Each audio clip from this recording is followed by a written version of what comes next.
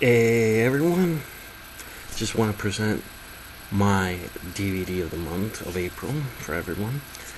Um, this was considered a small Japanese quickie film back in the day and was just made to make money, but later on it would be the gateway to something bigger, something better. And it's right here. So you can get that glare off. Tokyo Nakaremono, Tokyo Drifter, made in 1966.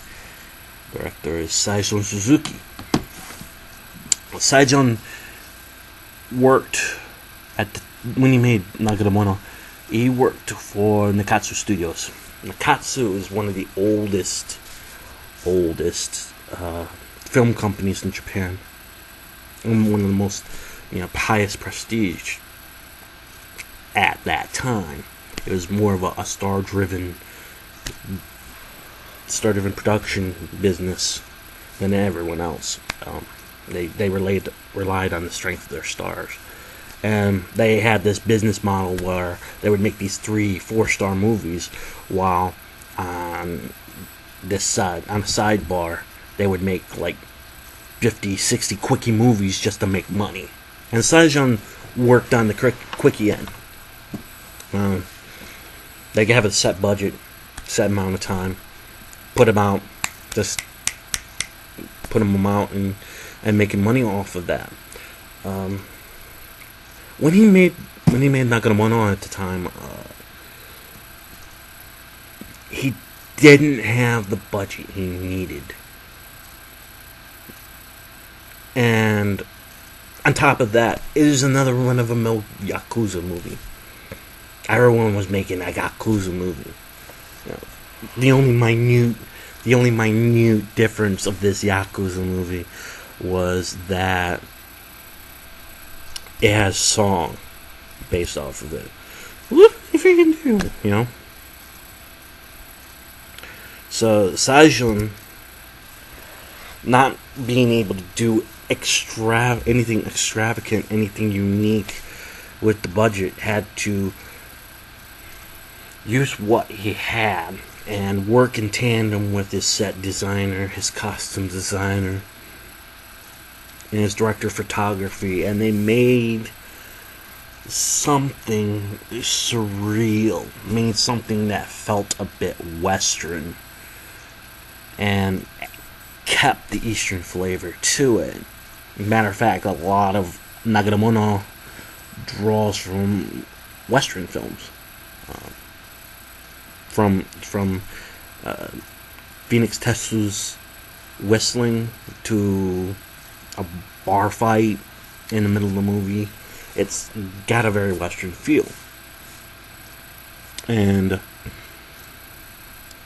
the big bosses didn't understand it. They had him do some changes to it, and it just released it the way it is. He had his hands clean, but it really took off.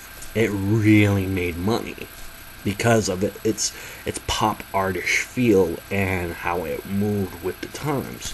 Now, I said that Nakaremono did something big for Japanese film, and it did. Before Nakaremono, Ninkyo Yakuza film was more theatrical. It was based off of honor and romance. The handsome rogue, the clever thief. There was a sense of code within the criminal code, and a sense of whimsy too. You had pretty much the handsome guy waltz in to a Yakuza-owned place. He probably Yakuza himself, fall in love with a prostitute or something. And he spreads off his giri, his dewey, his honor, and keeping the Yakuza code while dispatching people who did not keep with the Yakuza code, and then walk into the sunset. That was Ninkyo. That's honor and romance. What what Drifter did in keeping within the budget and not really being able to do anything, trying to keep away from looking like a cookie cutter Yakuza movie, was they kept realism in it. They didn't add some of the old theatrical feeling and storytelling to it. They added